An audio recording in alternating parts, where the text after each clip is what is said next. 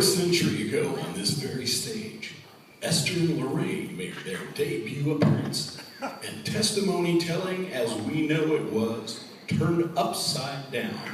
And now, for only one night, making a special reunion appearance, making history all over again, I present to you the one, the two, the only, Esther and Lorraine. Hit it!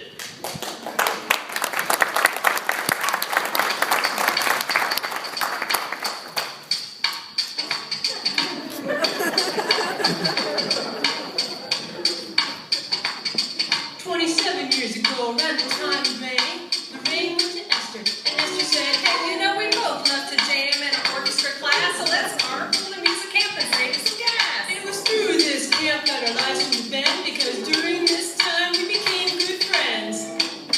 Yay. Now, Lorraine wasn't saved. She didn't know the way, so I asked the Lord for the right words to say about the gift of salvation that He's given to us. We receive when and then we do put our trust. To me, the Bible was a boring book that I hadn't read. So the days did pass and the months went by. Feeling like a failure, Esther wanted to cry. She said, "What more can I do? Because I've been praying so long. She just won't listen to me. What am I doing wrong?" But she didn't give up. She continued to pray.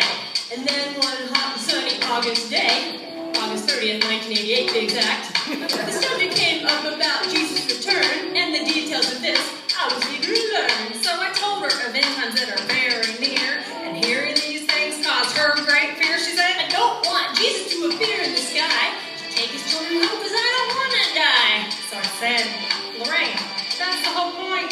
You don't have to die."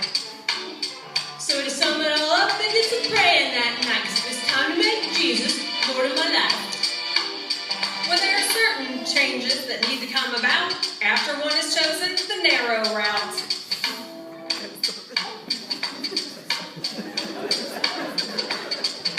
But I didn't know this. I continued on, clinging to my old ways that should have been gone. Well, when did she change? You might be wondering still. It happened at a camp called Turkey Hill. Word.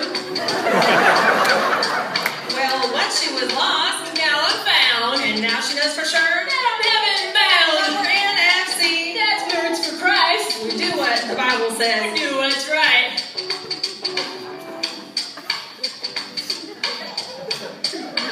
Now we don't have to be like other teens.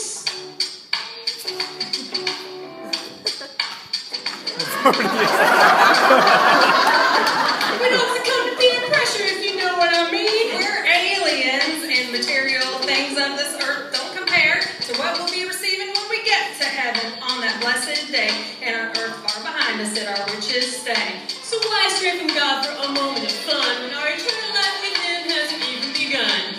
During our life, we must live for the Lord and remember who it was that He died for. We must live as He tells us in His holy book, never giving sin a second look.